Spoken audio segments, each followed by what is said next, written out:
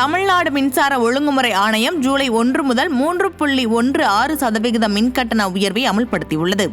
வீட்டு நுகர்வோர், விசைத்தறிகள், குடிசை தொழில்கள், நுண் மற்றும் சிறு தொழில்கள், சிறு வணிகர்கள் ஆகியோருக்கு இந்த உயர்வு பொருந்தாது என்று அரசு அறிவித்தாலும் இது மக்களை ஏமாற்றும் வார்த்தை ஜாலமாகவே பார்க்கப்படுகிறது.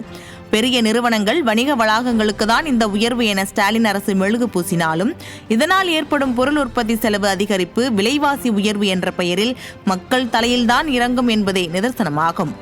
கண்ணை மூடிக்கொண்டு கயிறு திரித்தால் காளை மாடு கட்டுப்படுமா என்பது போல பாமர மக்களுக்கு மின்கட்டண உயர்வு இல்லை என கூறிவிட்டு மொத்த சுமையையும் மக்கள் தலையில் இறக்கிவிட்டு உண்மையை மறைத்து ஆட்சி செய்தால் மக்களின் நம்பிக்கையை பெற முடியாது முதல்வரே. இந்த உயர்வு மக்கள் தலையில் சுமையை ஏற்றுவதுடன் சிறு குறு தொழில் நிறுவனங்களுக்கும் பரவலாக பாதிப்பை ஏற்படுத்தும். சமுதாயத்தின் முதுகெலும்பு சிறு தொழில்கள், அவற்றை நசுக்கினால் மக்களின் வாழ்வு தளர்ந்துவிடும் என மகாத்மா காந்தி கூறியது இந்த பொம்மை முதல்வர் ஆட்சியில் வெளிப்படுகிறது. மின்கட்டண உயர்வு என்பது வெறும் புள்ளி விவரம் அல்ல. மக்களின் வாழ்க்கை செலவை, வேலை வாய்ப்பை, தொழில்களின் எதிர்காலத்தை நிர்ணயிக்கும் முக்கிய முடிவு.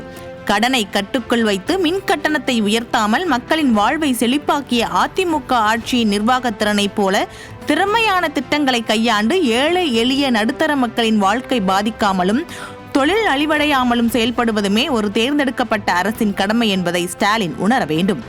வார்த்தைகளால் வலைப்பின்னி மக்களின் கையை விளங்கிடுவது எளிது. ஆனால் உண்மை முகம் ஒரு நாள் வெளிப்படும்.